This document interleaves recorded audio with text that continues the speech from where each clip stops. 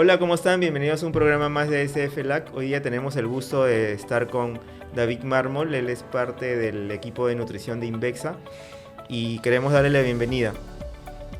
Hola. ¿Qué tal, David? Muy Hoy día, bien. ¿de qué vamos a hablar?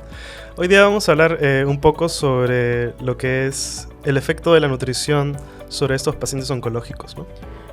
Ustedes dirán, pues, ¿qué tiene que ver SFLAC o laboratorio con el tema nutricional? Pero como nuestro nombre dice, pues, comprometidos con tu diagnóstico y parte del diagnóstico y ayudarlos con este es ver un tema tan importante como la nutrición en pacientes oncológicos, ¿no? Y yo creo que tenemos que comenzar con cuál es la prevalencia de estos pacientes en la clínica diaria, si hay estudios de eso.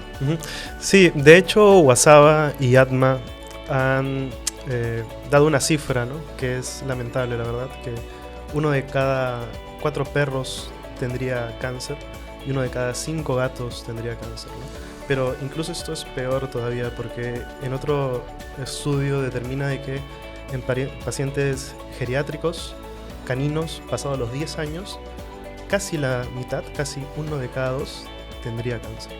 Claro, yo creo que eso también ha dependido mucho de que nuestros pacientes o mascotas ya viven más, tienen una sobrevida mucho más alta que hace 10, 15 años y definitivamente pues si esos pacientes hubieran llegado a esa edad, hubieran presentado esas patologías. No quiere decir que un paciente joven no pueda tenerla, pero la mayor incidencia o prevalencia creo que se da en pacientes ya mayores o gerontes, ¿no? Uh-huh.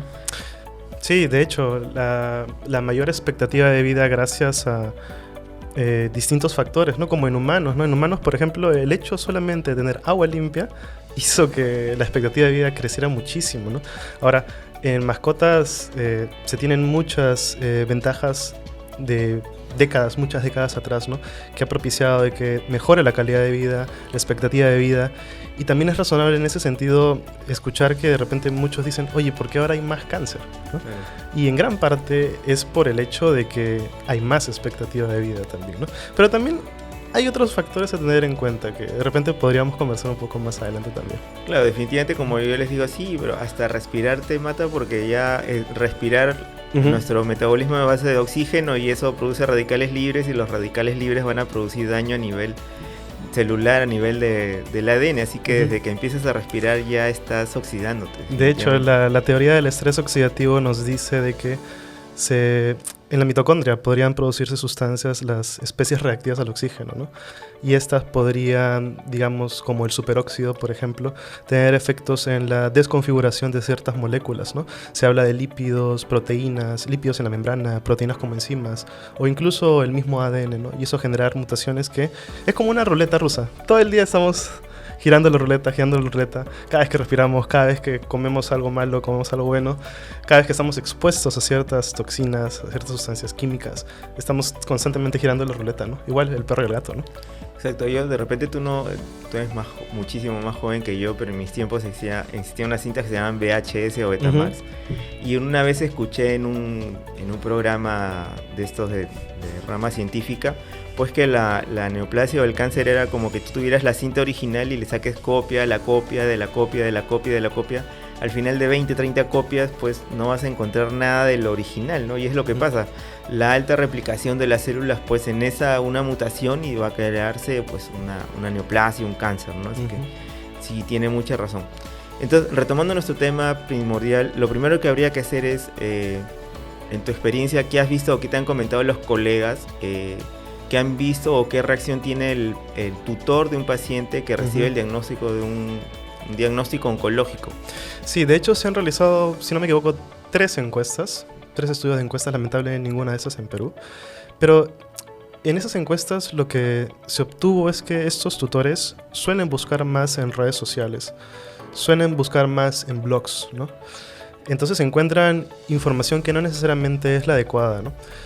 También se observó de que estos tutores utilizan o prefieren más las dietas caseras por prejuicios que de repente podrían tener ante las dietas industrializadas, ¿no? Se dice que el 60%, alrededor del 60% de los tutores encuestados utilizaba una dieta de estas características. 4% utilizaba dietas crudas, que de ahí vamos a hablar y que está de más decir que está contraindicado. Sí. Y 29% utilizaba premios crudos, ¿no? Entonces eso nos marca una línea base de información para entender qué hacer, ¿no? A nivel nutricional en estos casos, ¿no? También se observó de que alrededor del 40% de estos tutores utilizaban suplementos, ¿no? Con menor o mayor evidencia, ¿no? Que seguramente también va a ser un tema que podamos tocar un poco más adelante, ¿no? Pero siempre va a ser importante conducir la decisión de compra en estos casos, ¿no? Se utilizan, por ejemplo, extractos de curcumina, omegas, entre otras sustancias son las que se adquieren, ¿no? Pero ese es más o menos el panorama que se encuentra en estos casos, ¿no? La cúrcuma tiene un poder antioxidante y antiinflamatorio muy fuerte, creo, ¿no? Sí, tiene un efecto antioxidante importante, pero lamentablemente no se tienen los estudios suficientes, ¿no? De hecho, muchos de estos estudios se obtienen a nivel in vitro o son preclínicos, no se tienen ensayos así bien diseñados, ¿no? En un tiempo prolongado, ¿no? Que sería lo ideal, un buen diseño experimental, ¿no?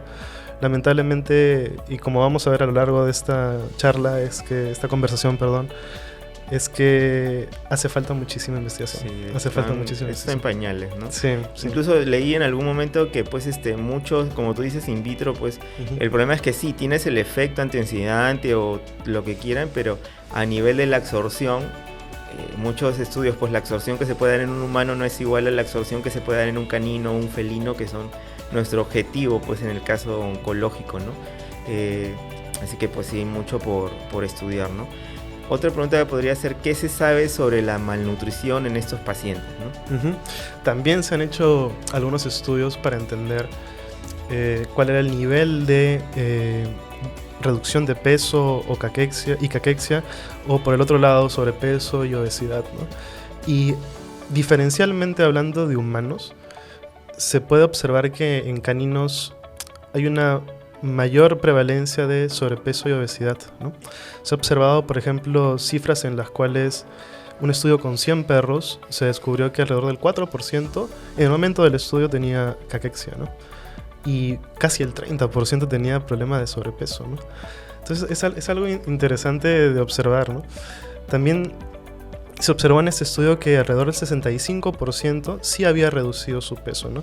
Pero no era una reducción tan marcada o considerable, ¿no? En los históricos se observaba una reducción, ¿no? Y en otro estudio con alrededor de 300 perros se observó también que era similar, era como que el 5% aproximadamente tenía una menor condición corporal, ¿no? Y alrededor del 40% tenía problema de peso, ¿no?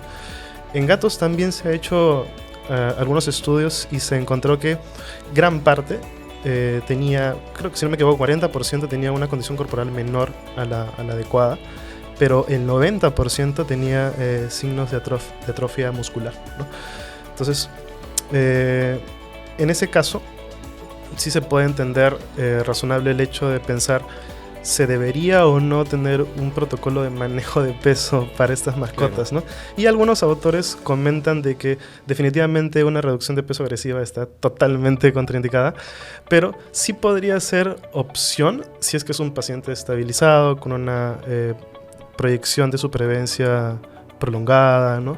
En el que solamente esa restricción calórica sea poco menos del requerimiento energético de mantenimiento, ¿no? Muy, muy ligero, ¿no? Hacer muy pausada esa reducción, pero siempre tratando de acercarse a un peso saludable. Definitivamente, seguramente, llevarlo a la condición corporal correcta, exacta, seguramente va a ser complicado en estos pacientes, ¿no? Más aún que tienen por encima, acercándose este fantasma de la caquexia, ¿no?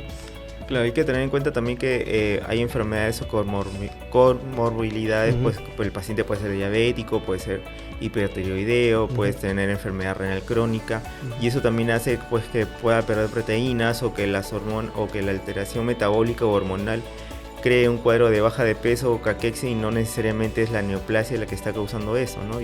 Y no solamente te puedes enfocar en tratar la neoplasia si tienes una enfermedad de base o una que haya predispuesto, ¿no? Porque el paciente, un ejemplo, un paciente que tiene diabetes, pues es un paciente que muchas veces está obeso o con sobrepeso. Ese sobrepeso ha causado pues un cuadro inflamatorio, no recuerdo ahorita la palabra, pero pues causa el sobrepeso, la grasa va a causar un cuadro inflamatorio, y ese cuadro inflamatorio pues va a hacer que el metabolismo se altere y pues todas las células también se altere su metabolismo, y pues esto puede predisponer muchas de esas neoplasias también, ¿no? Así que tienes que tener que, o entender que tenemos enfermedades de base, ¿no? Muchas veces. Sí, de hecho, desde el punto de vista nutricional, cuando, digamos, hace la evaluación nutricional y la historia dietética es que es el punto de partida de toda recomendación finalmente a nivel nutricional, es entender el factor animal, el factor ambiente y el factor dieta, ¿no? Al cual está expuesto este animal, ¿no? Particularmente en la dieta y el ambiente, ¿no? Entendiendo el factor animal, dieta y ambiente, se puede tener la figura o el panorama global de la alimentación en esta mascota, ¿no? Proseguido a ello es la historia dietética lo que nos va a dar a entender cuántas calorías está consumiendo, por ejemplo, o qué productos está consumiendo, ¿no? Y eso en contraste con la enfermedad o las múltiples enfermedades que tiene, seguramente darle una mejor dieta en ese caso, ¿no? Prosiguiendo un poco con este tema de la evaluación nutricional y la historia dietética, es importante entender que las calorías que tienen como requerimiento esta mascota no va a ser tan fácil de llegar con una fórmula, ¿no? Hoy sabemos que las fórmulas de predicción de consumo podrían tener un factor de error de 50%, entonces Bastante. puede ser un resultado muy erróneo, ¿no? Por eso que en última instancia lo que se recomienda es que se hagan pruebas de peso seriadas, ¿no? En principio semanales, ¿no? Para entender cuál es el efecto del nivel de calorías que está ingiriendo ese paciente sobre su peso finalmente, ¿no? Esa variación de peso que pueda tener semana a semana inicialmente sería interesante entender primero, ¿no? Porque recordemos de que la fórmula de requerimiento energético, el requerimiento energético en reposo, que es 70 por el peso metabólico, esto se multiplica por un factor para entender cuál es el requerimiento energético de mantenimiento. Y bueno, se han hecho algunas propuestas, ¿no?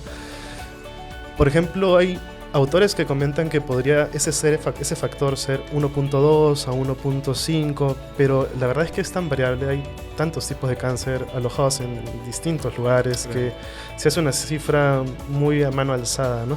Por eso es importante entender la respuesta animal. Le doy esa cantidad de alimento, baja, sostiene o sube su peso. Y en ese caso, hacer la modulación de la cantidad, ¿no? Usualmente se recomienda un 10% más, un 10% menos, de acuerdo a ese peso que está variando, ¿no? Claro, porque como tú dijiste, pues es distinto que yo tenga un tumor mamario a que tenga un cuadro ya metastásico, ¿no? El paciente, pues su metabolismo va a ser totalmente distinto en cada uno de ellos, ¿no? Y bueno, continuando con el tema, hay métodos como la absorción métrica de rayos X o la impedancia biométrica, en el cual te pasan, creo, corriente y con eso te miden la cantidad de grasa corporal que tienes. Sí, bueno, sí. Eso en algunos gimnasios, ¿no? Pero el de Bueno, rayos farmacias, X no, en farmacias. Acá no he visto una. Por ahí me comentaron en algún momento que sí, hazte un estudio biométrico en una balanza biométrica de impedancia. ¿Qué decir eso, no? Pero bueno, son cosas guachihuí que, o sea, acá en el medio, pues... hasta hace poco yo ni sabía ni enterado que existía eso, ¿no? O sea, y los clínicos pues no van a tener estas herramientas a la mano para poder determinar el peso o la condición corporal de nuestro paciente. Aparte de, como tú dices, la evaluación semanal del peso, hay otros métodos que podemos usar, porque una cosa es que tú tengas 50 kilos, pero es distinto que tengas de esos 50 kilos, pues 30 kilos de grasa y 20 kilos de músculo o viceversa, ¿no? Sí, de hecho, en la misma evaluación nutricional, lo que también se evalúa es la condición corporal. Wasaba tiene una hoja donde explica en una escala del 1 al 9, ¿no? Para entender cuál es la condición corporal, siendo en perros 4 y 5 está bien, y siendo en gatos 5 está bien, ¿no? Pero también hay otra herramienta que se llama el score de masa muscular, ¿no? La de condición corporal está corroborada, pero la de masa muscular todavía no está corroborada, lamentablemente. Entonces, a pesar de ello, sí se debe hacer también, ¿no? Entender cuál es el nivel de grasa el nivel de masa muscular que tiene este individuo, ¿no? A nivel de los temporales, las vértebras lumbares, omóplatos, ¿no? Y otro punto más, ¿no? Que la pelvis también, ¿no? Para entender cuál es el nivel de de proteína, de masa muscular que tiene, ¿no? Evidentemente, si se hace una medición en un día, ¿no? Y pasa ciertos días y detectan que hay menos, problemas, ¿no? Claro. Hay problemas, ¿no? Por eso que es importante hacer un seguimiento también a este nivel, ¿no? Que es práctico, económico, o sea, se utiliza el dedo. Entonces es lo que hay, ¿no? Hay un programa de un alimento muy conocido que tú puedes ingresar a la página, ingresas los datos del paciente y te da la fórmula, incluso creo que te da la guía de cómo hacer el índice de condición corporal, ¿no? Esa es una tabla, una herramienta desarrollada por la Universidad de Tennessee, que es la de índice de grasa corporal. En este caso suele utilizarse en pacientes con sobrepeso y obesidad. O sea, es una tabla que usualmente se utiliza en esos casos. La tabla de condición corporal o la escala de condición corporal en realidad debería ser una escala utilizada cada vez que entra un perro a una clínica, o sea, debería ser siempre utilizada, ¿no? Pero en este caso particular de pacientes oncológicos también aún más se tiene que utilizar en conjunto con la de masa corporal, ¿no? Para medir el músculo que tiene, el grado muscular que tiene esa mascota, ¿no? A ver si me acuerdo de mi clase de bioquímica. Las células neoplásicas tienen una tasa de metabolismo basal más alta y por ende usan la glucosa como base energética, ¿no? Esa glucosa ingresa a la célula neoplásica, produce como desecho o metabolismo de desecho final el ácido láctico, pero este ácido láctico entra nuevamente al hígado y se transforma nuevamente en glucosa, y esa glucosa es usada nuevamente por la célula neoplásica. A su vez, hay otro proceso que es la oxidación, ¿cómo era? Fosforilación oxidativa mitocondrial, que hace que baje la producción de ATP y también hace que la lipasa endotelial disminuya su efectividad o disminuya la lipoproteína en sí, y esto hace que estén circulando en sangre más ácidos grasos, más triglicéridos, que eso también lo podemos evidenciar como una hipertrigliceridemia en nuestro paciente. Y pues eso hace también a su vez que se disminuya el almacenamiento de estos en las células adiposas. Todo eso hace pues que el paciente entre en un círculo vicioso, pues porque creo que el ciclo de Cori es el que hace que la célula neoplásica gana 2 ATP, pero el cuerpo, el hígado gasta 4, así que pues entras en un déficit energético al final, ¿no? O sea, la célula neoplásica feliz, pero tu cuerpo fregado porque gasta más energía para darle a comer. Y pues por eso, entonces, teniendo en cuenta todo esto, ¿cuál sería el objetivo de un alimento oncológico? Sí, suceden varios cambios metabólicos, ¿no? A nivel de las proteínas, de los lípidos y el metabolismo de los carbohidratos, tal como comentas, ¿no? Eso lleva al hecho de que este parásito, por Sí, ponerle un literal, nombre, ¿no? empieza a chupar, ¿no? Empieza a chupar energía a nivel bioquímica, ¿no? Entonces, la nutrición lo que tiene que lograr en este caso es, en el mejor de los casos, sostener el peso, ¿no? Esa es una de las primeras características que debe tener una dieta oncológica, que logre sostener el peso correcto. Otra característica que debe tener una dieta oncológica es que definitivamente tiene que ser completa y balanceada. Y lo comento por el hecho de que en esas encuestas el 60% utilizaba dietas caseras, y de ese 60% que utilizaba dietas caseras, el 82% nunca fue formulada.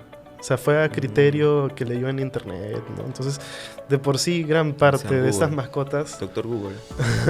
Gran parte de estas mascotas utilizaban una dieta desequilibrada, ¿no? Por eso que es súper importante, ¿no? A veces se escuchan comentarios de tutores que dicen: yo le doy lo que acepte, ¿no? Lo que coma. Así le doy una hamburguesa, pero quiero que coma, ¿no? Entonces, otra característica de una dieta oncológica es que tiene que ser altamente palatable. Si no es consumida, no sirve, definitivamente. Claro. Más aún en estos casos, ¿no? Entre otras características, ¿no? Como el hecho de que dentro de estos componentes que contiene la dieta se logre mejorar la calidad y la expectativa de vida finalmente, ¿no? O sea, el objetivo final de una dieta oncológica es mejorar la calidad y la expectativa de vida en el mejor de los casos, ¿no? En su justa medida en la dieta, porque la dieta no pretende resolver el cáncer, no lo pretende. Pretende el hecho de que es amortiguar esa reducción de peso, ¿no? Y dar los nutrientes para una función de los órganos adecuada, ¿no?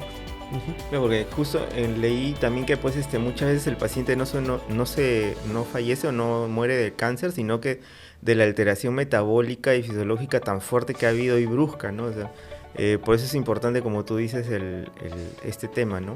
Así que el alimento no es mágico, no lo va a curar el cáncer, pero la idea es darle una sobrevida adecuada a ese paciente o un soporte, porque el paciente oncológico pues pasa por quimio. Si bien se dice pues que la quimioterapia no afecta tanto como el humano al paciente, pero en algún momento a mí sí me ha tocado ver pacientes oncológicos y pues no es tan fuerte el choque, pero sí el paciente se deprime. Un quimioterápico no es un fármaco, no es una aspirina o es una ranitidina, es una bomba que le estás metiendo al cuerpo. Así que, de hecho, que tengan un mayor grado de tolerancia no quiere decir que sean super perros y que no les vaya a pasar nada. Así que igual se deben sentir mal, deben tener malestar. Ya el mismo factor, pues como creo que hay un factor caquético, ¿no? Que hace que influye que el paciente ya de por sí no coma, presenta anorexia y demás cosas. O sea, son una suma de cosas que hay que evaluar en estos alimentos y, como tú dices, pues la palatabilidad puede ser el mejor proteína del mundo, el mejor alimento del mundo, pero si no tiene sabor, pues nadie se lo va a comer, ¿no? Sí. Hablando un poquito más del tema del consumo del alimento, es el hecho de que aumenta considerablemente la inflamación, ¿no? Hay más factores proinflamatorios y más inflamación en todo el organismo. Y en este caso también se ha observado de que esa elevación de la inflamación llega a tener un impacto a nivel del hipotálamo también, ¿no? Donde, digamos, se rige la decisión de cómo o no como, ¿no? Finalmente, ¿no? Entonces, tiene un efecto la misma enfermedad como el tratamiento sobre el consumo del alimento finalmente, ¿no? O sea, podríamos decir que si tiene un efecto inflamatorio, que será una pregunta también adelantándola, o sea, si yo sé que un tumor va a producir citoquinas como la interleuquina 1, interleuquina 6, factor tumoral alfa, el otro hay uno que se me está interferón gamma, y otro que lo han descubierto hace pocos años. Todas estas sustancias hacen que, bueno, el cuadro inflamatorio, y hace que, pues me lo comentaste hace un rato, había un mecanismo en el cual las proteínas, pues, es un mecanismo natural, pero que se desnaturaliza y hace, pues, que haya mayor consumo, mayor desnaturalización o proteólisis, ¿no? De proteínas que se pierden una por la orina, pero otro grupo también son aprovechadas por este parásito, como tú dijiste. ¿Cuál era el nombre? Ubiquitina proteasoma. Claro, este mecanismo, que no es el único, participa en lo que es el recambio proteico, ¿no? Y en un individuo sano, eso es un control de calidad, básicamente, ¿no? Cada una de las proteínas en el organismo eventualmente podría perder la función que debería tener. Entonces, ese sistema lo que hace es destruirla y luego eventualmente se va a construir otra vez, ¿no? Lamentablemente, en estos casos, esto se desborda, ¿no? Entonces, la degradación, la proteólisis, la degradación de la masa muscular empieza a elevarse, ¿no? Y se empieza a orinar nitrógeno prácticamente, ¿no? No solo eso, sino que los aminoácidos empiezan también, o pueden ser utilizados por la neoplasia, ¿no? Se sabe hoy en día que, por ejemplo, la glutamina teóricamente podría insertarse a nivel del ciclo de Krebs y ser utilizados también por el tumor, ¿no? Los ácidos grasos también podrían ser utilizados, los tumores pueden captar y oxidar ácidos grasos también, ¿no? Antiguamente se hablaba mucho del hecho de que la glucólisis, carbohidratos y ya, esto es lo que sucede, pero hoy en día se habla también de la plasticidad, ¿no? De poder obtener de acá o de allá la energía, ¿no? Y eso sucede, ¿no? O sea, no solamente estamos hablando de el tema de proteínas, sino también el tema de grasas y carbohidratos, ¿no? Que finalmente se descuadra todo el metabolismo dentro del organismo, ¿no? O sea, podríamos decir que el tumor es un parásito adaptativo. Entonces, tanto así, porque uno dice, pues, omegas, ¿no? Ácidos grasos, no, son un antiinflamatorio genial y demás, pero el tumor también lo puede aprovechar. Entonces ya hay estudios, por lo que te entiendo, que indican, pues, que estos antiinflamatorios también pueden ser usados por estos... En este caso hablamos de ácidos grasos en general, ¿no? los que se suplementan con el objetivo de tener un efecto antiinflamatorio, como son los poliinsaturados de cadena larga, los omegas 3, EPA, DHA, usualmente se utilizan precisamente para reducir la inflamación, reducir estos mediadores, ¿no? Tienen influencia sobre la ciclooxigenasa 2, tienen influencia sobre el recambio en la estructura de lípidos en la membrana, tienen efectos nutrigenómicos también los ácidos grasos omegas 3, ¿no? Es decir, impactan sobre la expresión génica también. Y esos omegas 3 se ha observado que tienen un efecto positivo a partir del tema del manejo de la inflamación sobre la reducción de la proteólisis, ¿no? Y eso es sumamente beneficioso, ¿no? Eso se ha observado en estudios con enfermos cardíacos, ¿no? Pero en pacientes con cáncer, en mascotas, todavía no se tiene un estudio todavía, ¿no? Y dentro de los nutrientes que se conocen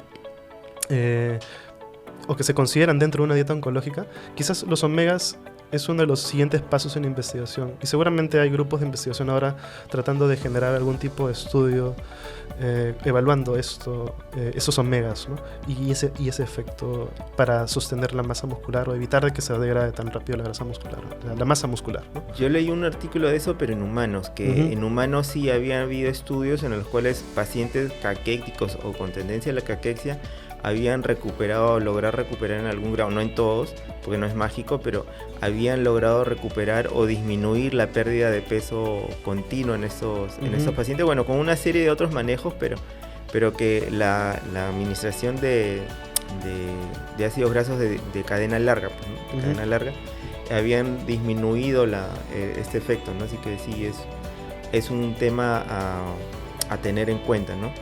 Entonces, ya conversamos de las dietas. Yo tengo un grupo en WhatsApp pues de amigos y colegas, y les comenté que iba a haber esta conversación, y justo que ha coincidido con el lanzamiento creo que es la única dieta o la primera dieta oncológica en el mundo o en el mercado.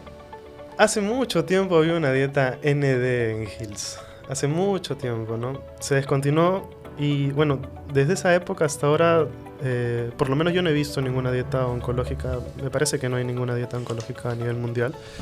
Y es, por el momento, la única, ¿no? Antes se usaba, en la llave de Hills dice pues que podíamos usar como alternativa, ayudaba, ojo, que no era una dieta oncológica, ayudaba el ID, ¿no? Pero no era una dieta específica porque ayudaba a nutrir al paciente y no al tumor. Eso me acuerdo de esa frasecita que tenía la llave Hills hace pero pues no era una dieta oncológica, era una ayuda, ¿no? Pero no, esta es una dieta especializada para pacientes oncológicos. En este caso, anteriormente la recomendación podía ser ID, podía ser AD, particularmente AD, ¿no? ¿Por qué el AD? Porque también reúne ciertas características que comparten con una dieta que denominamos de repente oncológica, ¿no? En este caso, una dieta oncológica debe tener una alta densidad de energía y nutrientes, ¿no? Debe ofrecer más con menos, de acuerdo a que de repente ese animal baja su consumo. Entonces, con lo poco que consuma, de repente logre suplirlo. Tiene que ser evidentemente una dieta completa y balanceada. Tiene que tener, la literatura nos habla de un 30-35% en la distribución calórica de proteínas. Estamos hablando también una dieta que tiene más grasas, porque la grasa tiene más kilocalorías por gramo de producto, ¿no? Tiene alrededor de 9 frente al 4 que tiene proteínas y carbohidratos, ¿no? Entonces eso hace que sea una dieta más densa en ese caso, ¿no? Se requiere que sea una dieta que tenga más niveles de lípidos, ¿no? Se habla de 40 a 60 más la distribución calórica, ¿no? Entonces eso es súper importante como primer punto, ¿no? También se habla el hecho de que una dieta como AD también tiene suplementado glutamina, ¿no? La glutamina es un aminoácido muy, muy importante porque, por ejemplo, ayuda a difundir carbonos y nitrógenos, ¿no? Está altamente presente en el músculo, ¿no? A nivel intracelular, ¿no? Es un aminoácido que ha demostrado incluso, no necesariamente en mascotas porque no está en los estudios, pero ha ayudado particularmente a nivel intestinal y a nivel del sistema inmune, ¿no? La glutamina es como que la gasolina del enterocito, ¿no? Entonces va a ayudar a la absorción también, ¿no? Entonces también tiene esta sustancia, ¿no? Se habla también de los antioxidantes. Una dieta como AD también tiene antioxidantes, ¿no? Que van a ser importantes, pero no necesariamente para tener un efecto directo sobre el tumor, ¿no? Y en ese caso también hay, en un punto que de repente podríamos hablar, que es el tema de los suplementos, ¿no? Sí, ahorita lo tocamos el suplemento, pero antes que se me vaya la idea, creo que la glutamina o arginina, creo que había leído también que tenían efecto inmunomodulador. Y obviamente, pues si tú tienes una neoplasia, el sistema inmune va a evitar, una que puede evitar la replicación de estas células y otra retardar al menos la metástasis, ¿no? Y el otro es que tenía un efecto protector a nivel del ADN del núcleo, pues, y evitando pues la desnaturalización de este, y bueno, evita pues que ya sabemos que el tumor es una mala copia de una original, ¿no? Y la otra era... La otra ya se me fue. Así que vamos a comenzar mejor con el comentario que ibas a hacer sobre los suplementos, ¿no? Sí, en este aspecto de los suplementos, lo que se comenta es que como hay una alto nivel o alta incidencia del hecho de que los tutores, cuando tienen el diagnóstico de cáncer en su mascota, empiezan a buscar información y empiezan a, digamos, comprar ciertos suplementos, esa decisión debería dirigirse para, digamos, seleccionar suplementos que sean seguros y que al menos tengan un efecto posiblemente beneficioso, ¿no? Eso es algo súper importante, considerando que se eleva la cantidad de tutores que adquieren suplementos, ¿no? Considerando eso, hay suplementos que podrían considerarse buenos y otros que podrían considerarse malos, ¿no? Dentro de los buenos, pues los omegas 3, ¿no? Hay amplia variedad de suplementos de omegas 3, ¿no? Ya mencionamos por el tema de la inflamación, el tema de su efecto nutrigenómico también, el hecho del recambio de lípidos a nivel de la membrana y de generar sustancias menos inflamatorias, ¿no? ¿No? Otras sustancias, suplementos utilizados que se pueden utilizar son los prebióticos también, ¿no? Entonces los prebióticos,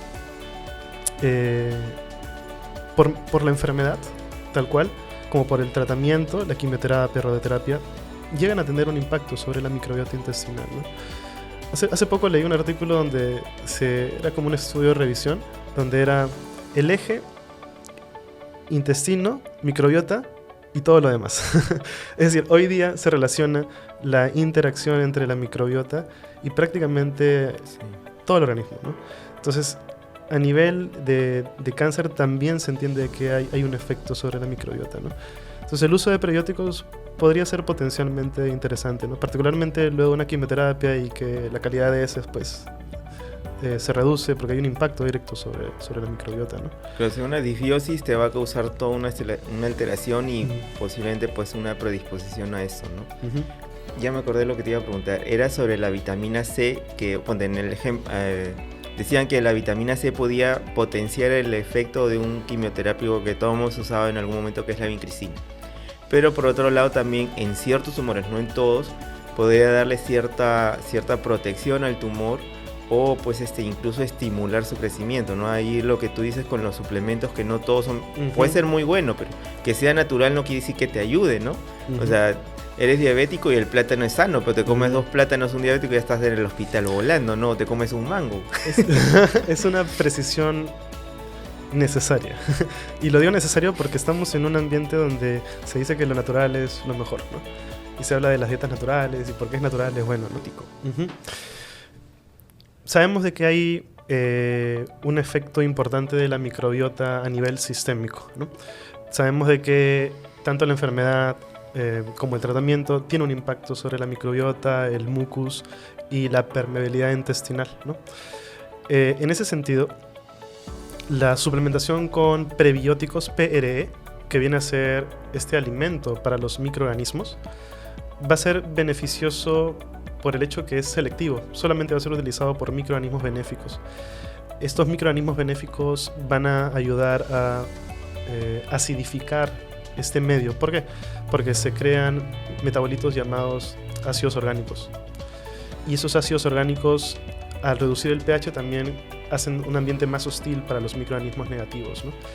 Y si se nutre correctamente estos microorganismos benéficos, digamos que se les brinda los escudos y espadas, por decirlo así, van a ser más competitivos frente a la colonización, que es lo que se busca, ¿no? Sobre el mucus, ¿no? El hecho de que se produzcan estos ácidos grasos de cadena corta, esos ácidos orgánicos, también es un estímulo para que entre los enterocitos haya menos rutas paracelulares, es decir, un enterocito esté más pegado al otro, ¿no? Y haya menos translocación de microorganismos, haya menor paso de LPS, ¿no? Que son factores proinflamatorios, ¿no? O sea, va a generar inflamación, ¿no? Y eso sumado a la enfermedad, o sea, más inflamación, pues peor aún todavía, ¿no? Entonces los prebióticos tienen muchísimas ventajas en ese caso, ¿no?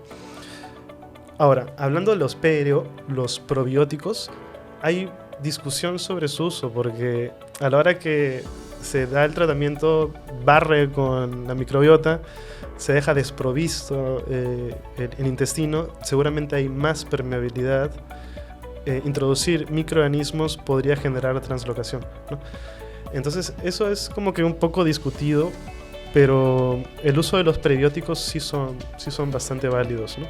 Y es por eso, por ejemplo, de que esta nueva dieta que se está lanzando OnCare es una dieta que tiene una suplementación llamada Active Biome Plus, ¿no? Y el Active Biome Plus es un complejo de fibras prebióticas conformadas por arándanos, linaza, pulpa de cítricos, cáscara de nuez, beterraga, ¿no? Que han sido probadas también clínicamente, ¿no?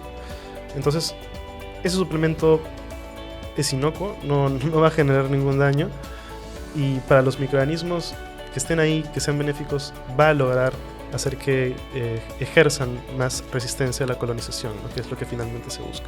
O sea, una acidificación a nivel intestinal es benéfica y una alcalinización a nivel sanguíneo o orgánico es benéfica. En este caso, a nivel de la luz intestinal, incluso se tienen estudios con rangos de acidez o alcalinidad, ¿no? Entonces, en la medida que a este nivel se alcaliniza, es más probable que microorganismos negativos proliferen. Pero mientras más se acidifique, es más probable de que hayan microorganismos benéficos. Sí. Interesante. Interesantísimo eso. Había escuchado del selenio, algo en qué nos ayuda, es un suplemento, ya viene en los alimentos, hay que no es como se dice. Así como la glutamina, la arginina, el selenio, son elementos que están de por sí ya en las dietas, ¿no? Y cuando de pronto se piensa en una cantidad extra, no necesariamente se hace para suplir el requerimiento, sino porque tiene un objetivo como nutriente funcional, ¿no? Entonces, un nutriente funcional lo que busca en este caso es mejorar la salud concretamente. O sea, el objetivo no es que sea cubrir requerimientos, sino que tenga un efecto más allá. Ahora, la suplementación con selenio, lamentablemente, como casi todo lo que hay, no hay un estudio, ¿no? No hay un estudio con pacientes con cáncer, perro o gato, ¿no? Bien diseñado, ¿no? De tiempo prolongado, que evalúe esto, ¿no? Lo que he podido encontrar en la literatura es que en un estudio de corto plazo, de 7 meses, si no me equivoco, con beagles, se utilizó células de la próstata, ¿no? Y se observó de que tenía efecto positivo en la estructura del ADN, pero estos no eran confirmados con neoplasias, ¿no? Entonces, más allá de eso, falta estudio, ¿no? O sea, naturalmente el selenio es uno de los minerales antioxidantes, ¿no? Entonces, bajo la teoría del estrés oxidativo, deberían ser buenos, ¿no? Deberían ayudar a proteger de estas desconfiguraciones en las moléculas, ¿no? Creo que del selenio, no estoy seguro, pero de repente estoy hablando piedras, pero creo que del selenio fue que leí que la absorción en el canino no era tan eficiente como en el humano, así que también eso influye, ¿no? O sea, puede ser muy bueno como tú dices, pero si la absorción no se da, pues si se queda en el intestino y lo botas por gusto se lo das, ¿no? Así que... Hablando de minerales, la forma química de los minerales son súper importantes, porque en mayor o menor medida podrían tener impacto sobre la absorción, ¿no? Entonces, hoy se conocen los minerales quelatados, ¿no? que están unidos a un aminoácido, una proteína, por ejemplo, y que ya no entran por el canal usual, sino que entran por otros canales que son de más fácil acceso, ¿no? Entonces también eso deja a pregunta, ¿no? ¿El mineral será mejor, digamos, en una suplementación o en el alimento completo y balanceado? Porque también hay que recordar de que hay interacción entre minerales. Por ejemplo, si se ofrecen niveles muy elevados de arginina, que es una sustancia denominada a este nivel, podría tener un desbalance de aminoácidos, ¿no? O sea, al final la nutrición es la ciencia de las proporciones, ¿no? Si se eleva algo más, hay que considerar cuál es el impacto sobre toda la dieta, ¿no? Eso también pasa con los minerales, ¿no? Eso justo leí en un artículo decía pues que si bien para llevarlo al contexto, las dietas altas en lípidos no tenían relación directa con presentación de neoplásicas, pero la obesidad sí predisponía o aumentaba el riesgo promedio, creo que se llama, no me acuerdo el término, pero el riesgo promedio de sufrir de neoplasias. Uh-huh. Otro decía que el aumento de ingesta de proteínas en la dieta prevenía o disminuía la probabilidad de tumores mamarios. Pero otro decía que pacientes hembras que habían comido dietas de proteína cruda o carne cruda habían aumentado su incidencia de tumores mamarios. O sea, no es lo que damos, sino también cómo lo damos y en qué presentación lo damos. El tema de los macros y la probabilidad de que desencadene una enfermedad de estas características, como en todo, se sigue investigando, más aún en perros y en gatos, ¿no? Lo que sí se puede mencionar, por ejemplo, es que una dieta alta en lípidos, habría que precisar qué lípidos, ¿no? Porque si comemos una papita frita, pues, claro, son lípidos que no son tan buenos, ¿no? Poquito. Pero son ricos. Todo lo rico hace daño, querido. Pero si comemos lípidos más complejos, poliinsaturados, seguramente va a ser más benéfico, ¿no? Entonces habría que hacer una precisión de qué lípidos estamos hablando para empezar. Pero si se considera que es una dieta altamente calórica y eso conlleva sobrepeso y obesidad, la obesidad está claramente correlacionada en humanos al desarrollo de cáncer. Eso está claro, ¿no? Lamentablemente en perros y en gatos falta mucho más para entender con claridad, o por lo menos la claridad que se tiene en caso de humanos. Solamente en el caso de tumores mamarios en caninos se tiene claridad al respecto, ¿no?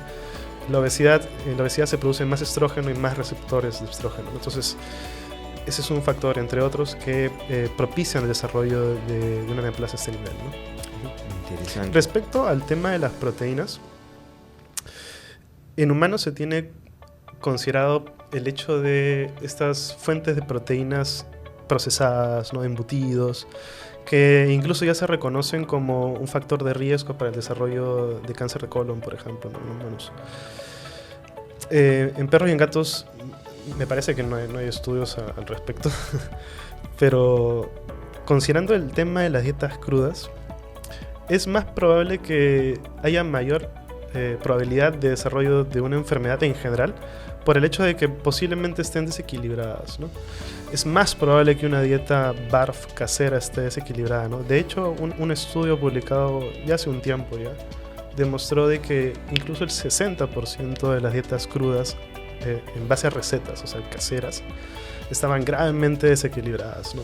Entonces, hoy en día, por ejemplo, se habla de que los niveles por debajo de vitamina D en humanos es un factor predisponente al desarrollo de enfermedad neoplásica, ¿no? En perros y en gatos también se está hablando de eso, ¿no? Solamente que en humanos, en algunas regiones, por el tema de la luz y la oscuridad, puede ser un poco más probable de que haya deficiencias, ¿no? En cambio, es porque el humano genera a partir de UV, ¿no? Sale al sol unos 15 minutos, ¿no? Claro. Tíralo al techo al bebé para que absorba eso de... Lamentablemente el perro y el gato no tienen esa capacidad, ¿no?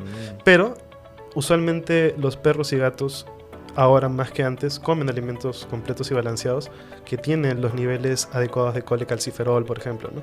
Y entonces eso va a suplir estos requerimientos, ¿no? Entonces, si consideramos que es una dieta desbalanceada y de por sí ya tiene estos microelementos que pueden ser importantes como predisponentes en su déficit a desarrollar distintos tipos de enfermedades, Entonces tener una dieta completa y balanceada va a eliminar esa posibilidad, ¿no? O sea, no solamente manejar los macros, sino también los micros, pues, ¿no? Es importante Sí. manejar ambos, los macronutrientes y los micronutrientes. Sí, igualmente, por ejemplo, en los omegas también hay muchos estudios en humanos donde se ha entendido el hecho de que el consumirlos va a reducir el riesgo también de ciertas enfermedades, ciertos tipos de neoplasias, ¿no? Entonces, sí, o sea, a veces se habla bastante mal de las dietas industrializadas, pero es que dan seguridad, o sea, dan total seguridad, ¿no? Ojo, las dietas de marcas importantes, ¿no?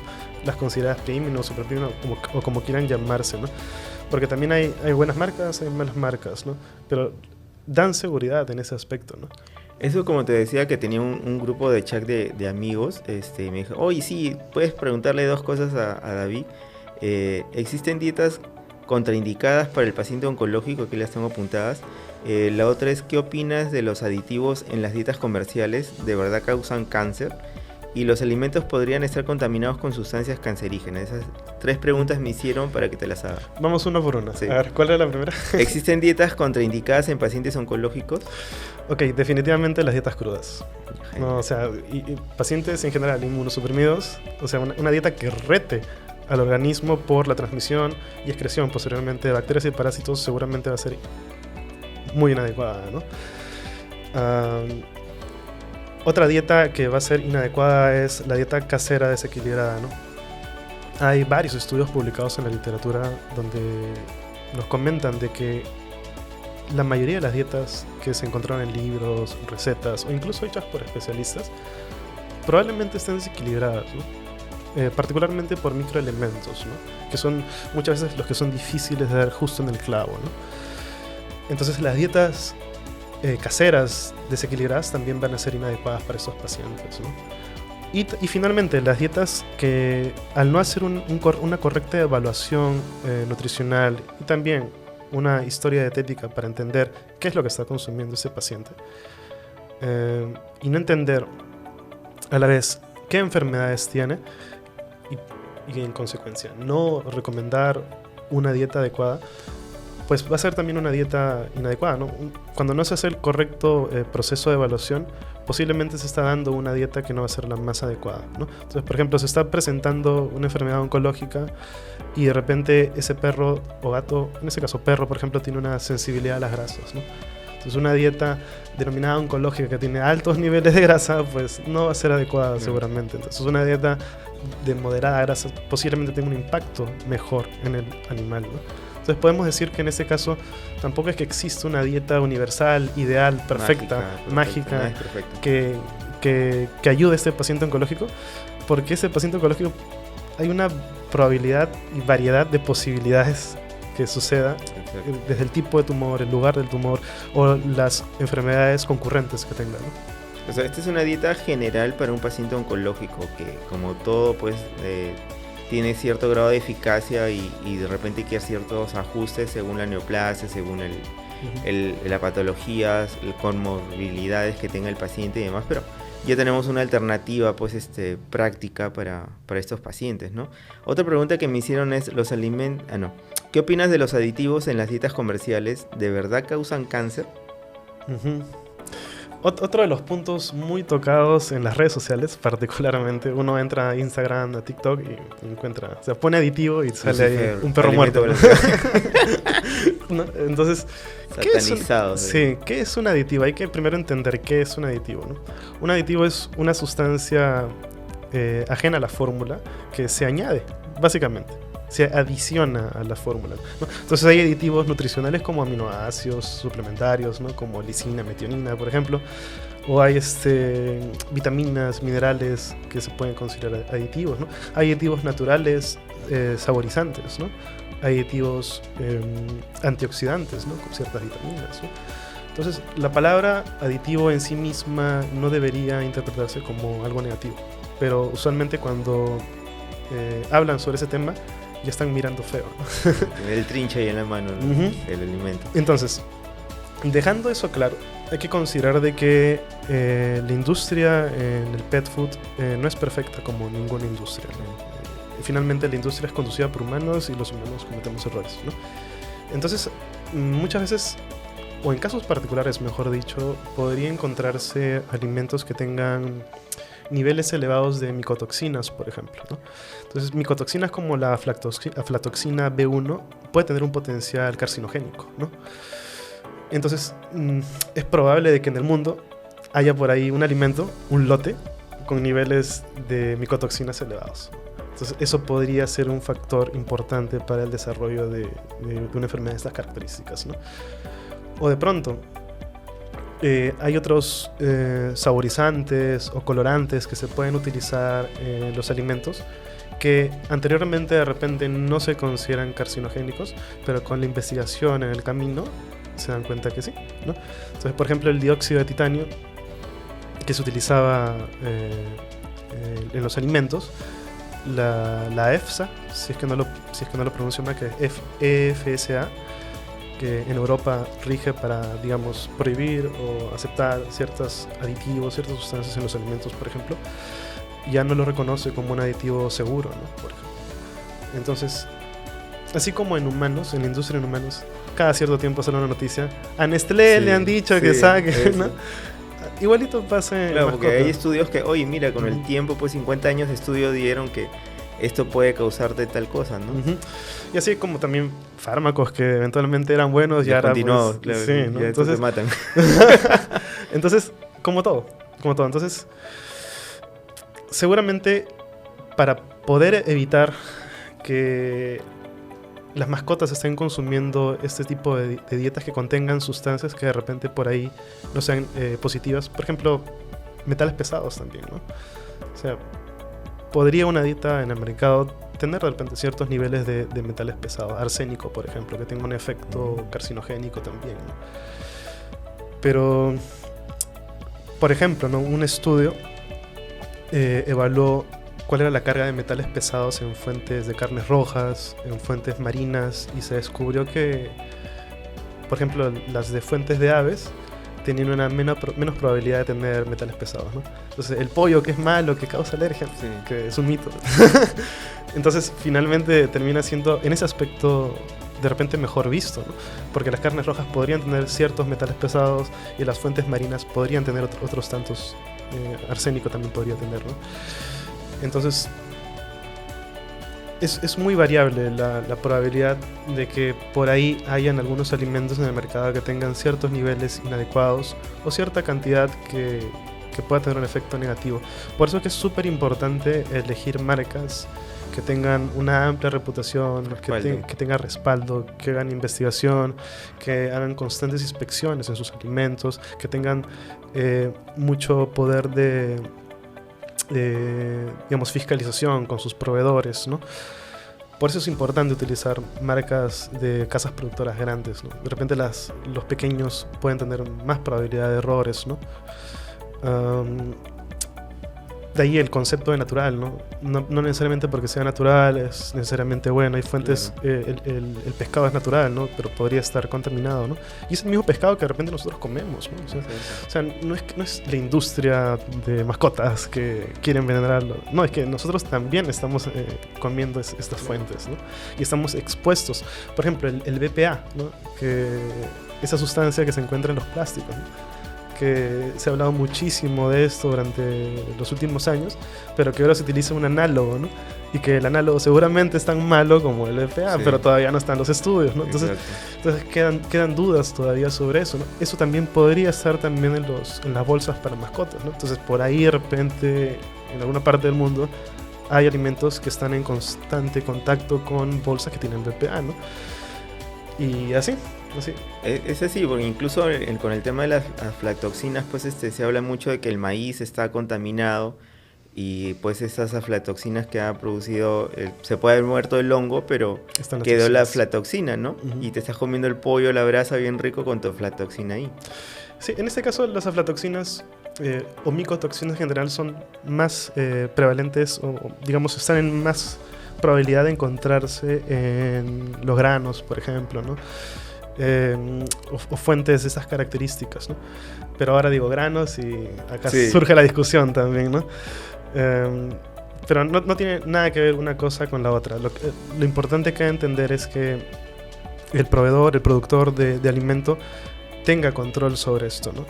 Por eso, de nuevo, la recomendación es el hecho de que cuando se elige un alimento industrializado, que sea de una casa productora de amplia reputación, ¿no?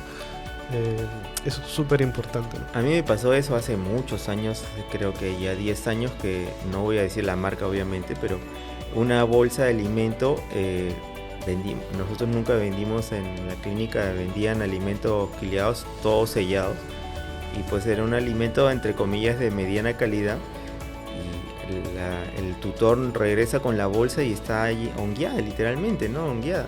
Imagínate que ese hongo se hubiera muerto y quedaba, pues el hongo se murió y como es negro, pues el alimento con chispitas por ahí, nunca se dieron cuenta que estaba hongueado, pero quedó la toxina, ¿no?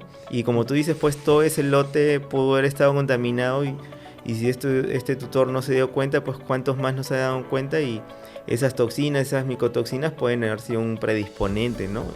Y de ahí viene pues la satanización, ¿no? O no solamente de repente en una neoplasia, ¿no? De repente en una enterocolitis o una diarrea crónica o una alergia o desencadenó en un cuadro, fue el alimento balanceado, ¿no? Y por ahí ya se desencadenó una y mil cosas.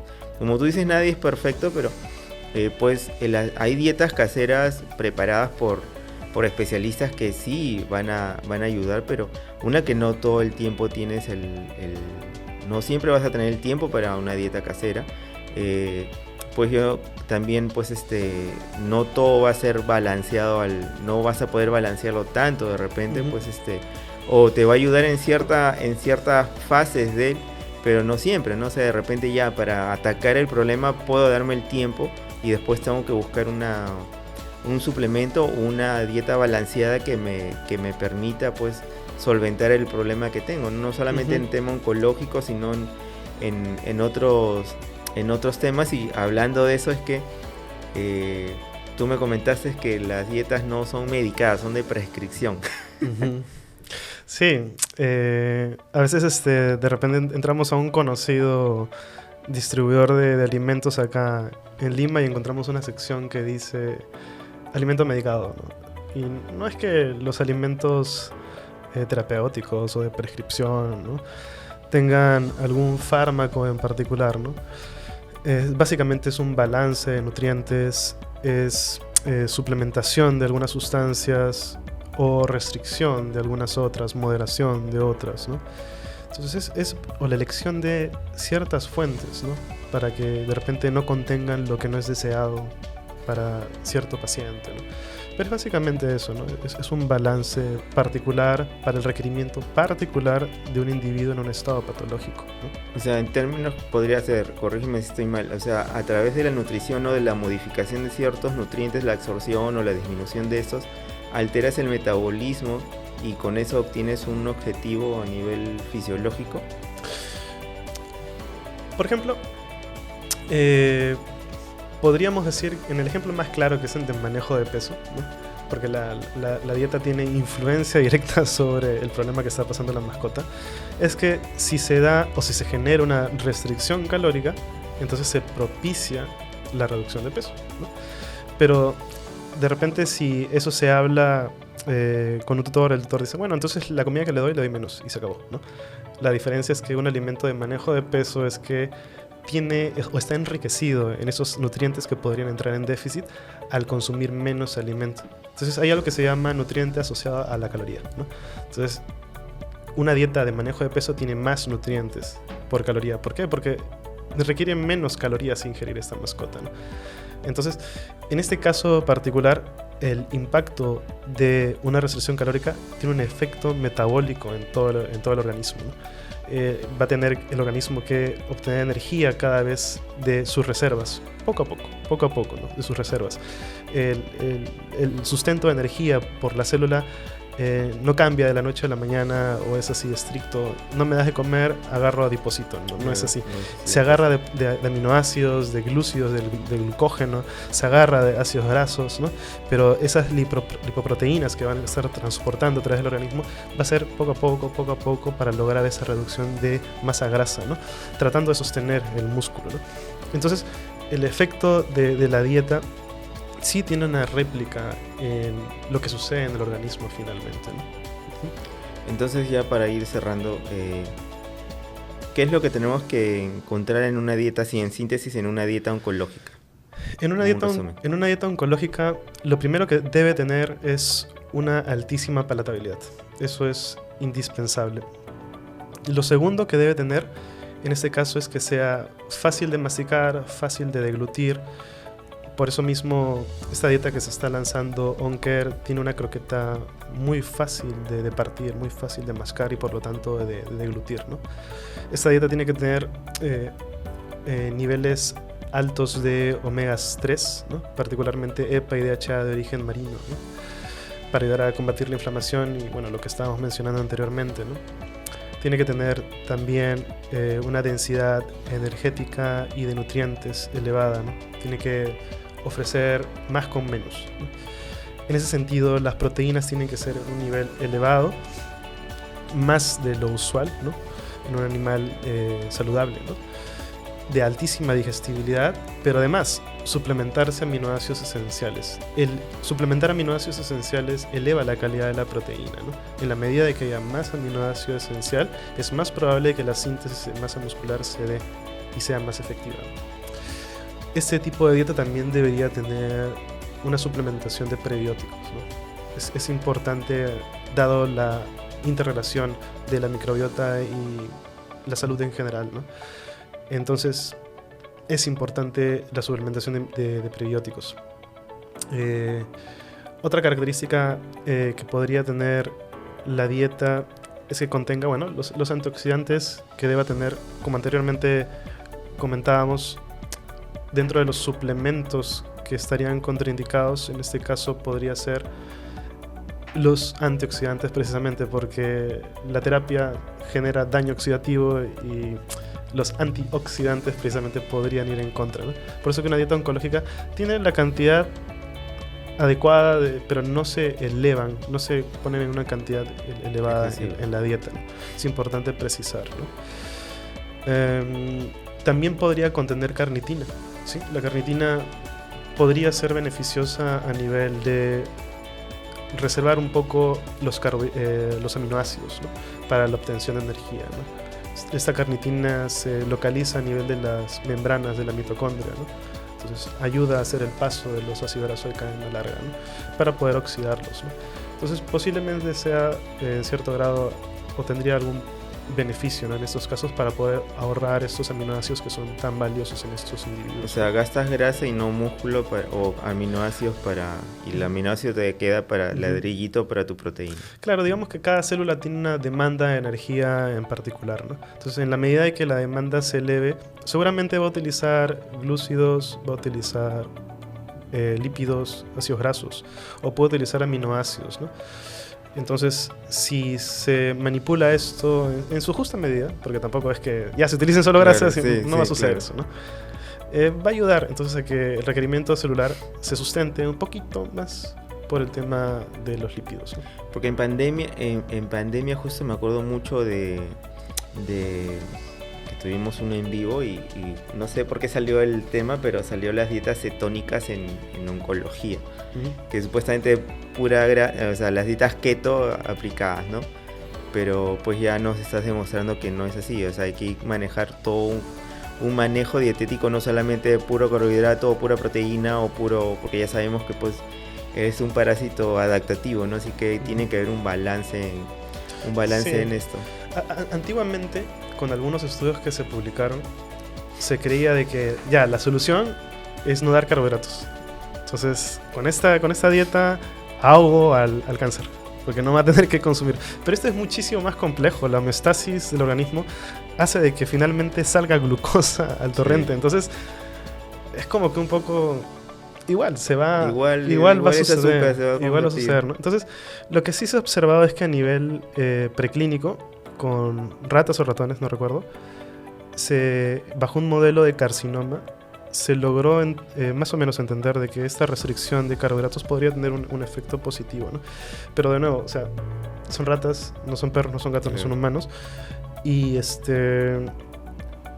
hay muchísimos tipos de cáncer localizados Exacto. a distinto nivel, y el estado nutricional del individuo va a variar seguramente, o las comorbilidades que tenga van a variar. Entonces es como que demasiado complejo, ¿no? Actualmente en humanos no he podido encontrar un estudio que afirme de que, o sea, un estudio bien diseñado, ¿no? En un ensayo clínico, ¿no? Que demuestre que consumir menos carbohidratos resuelve el cáncer, hablando de forma extrema, o digamos aumenta la tasa de supervivencia o qué sé yo, ¿no? O sea, no se tiene así como que un estudio o un conjunto de estudios que demuestren esto fehacientemente, ¿no? Entonces, ¿por qué se elige más proteína y más grasa? Es por el hecho de que requiere una dieta más densa de energía y nutrientes, ¿no? Y eso va a ayudar a combatir la reducción de peso progresiva que va a pasar seguramente este individuo, ya sea secundaria por de repente el tumor se encuentra a nivel intestinal y está restringiendo la absorción, o ya sea primaria por este fenómeno paraneoplásico, ¿no? Que va a liberar sustancias que van a modificar el metabolismo a nivel de proteínas, lípidos y carbohidratos, ¿no? Claro, el síndrome paraneoplásico es muy complejo y como se dice, es un síndrome, pues puede dar múltiples síntomas, un conjunto de cosas que vamos a presentar que...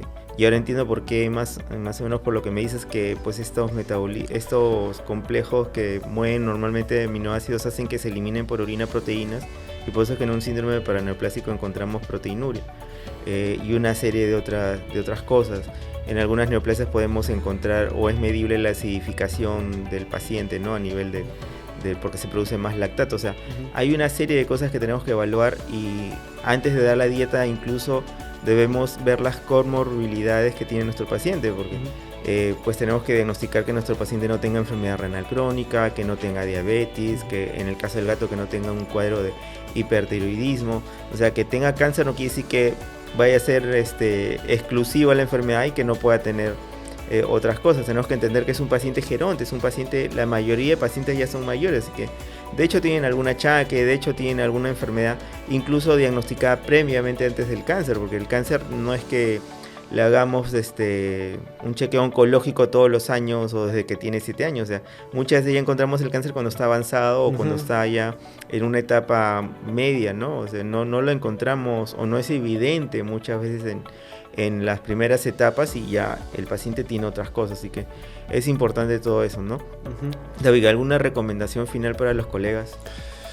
Va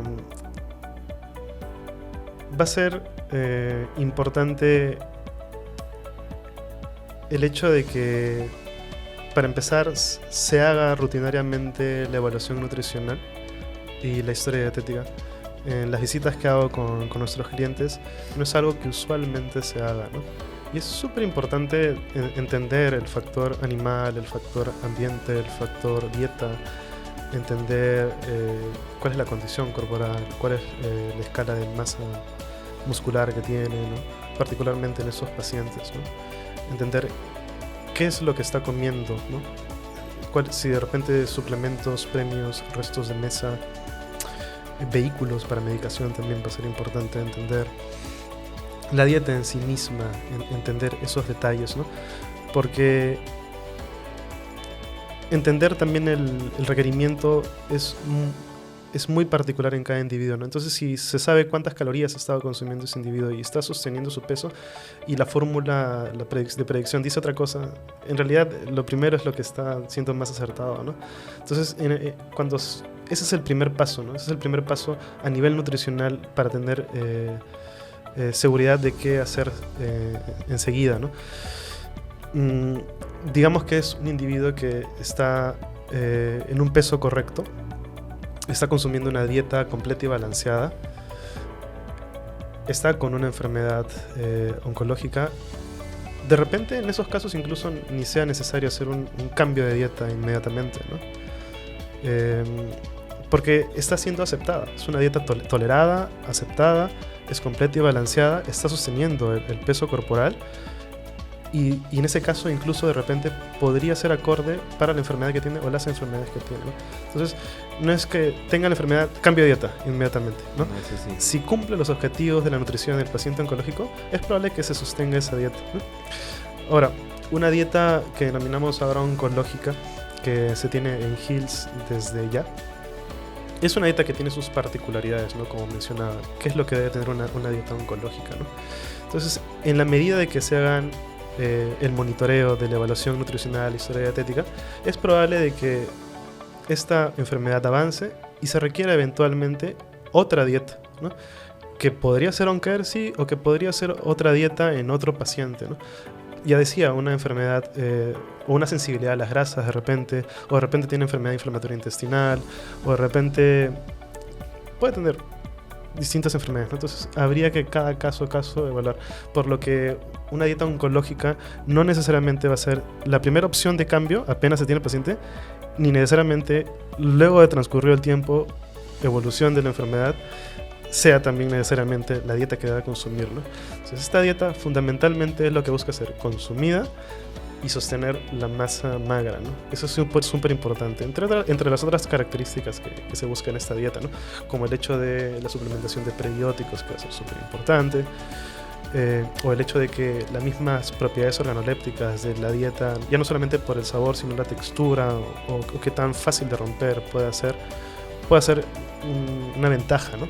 Además, antiguamente se recomendaba una dieta de cuidados críticos, ¿no? Que en el mercado hay varios, ¿no? Un ejemplo es el AD, ¿no?